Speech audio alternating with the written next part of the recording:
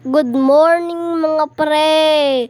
Babangon na tayo. Buksan natin ang bintana para pumasok ang swerte. Aba, maaga na pala. 7:00 na ng umaga. Mag-aalmusal naman tayo dyan mga pre. Dahil papasok tayo sa school.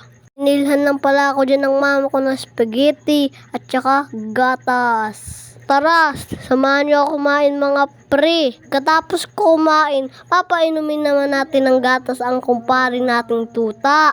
Gatas palang pinapakain ko sa kanya mga pre. Di pa kasi siya kumakain ng kanin.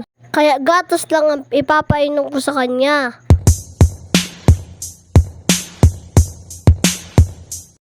Dahil magdamag kagabi ang ulan, tignan nyo naman mga pre, binaha sa labasan. Dahil baha, siguradong wala kaming pasok niyan. Kapag umuulan mga pre, masaya ako dyan.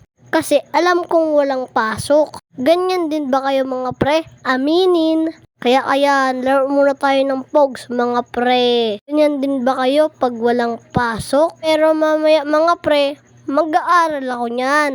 Kailangan mag-aral tayo ng mabuti. Tamang mga pre, salamat sa panonood.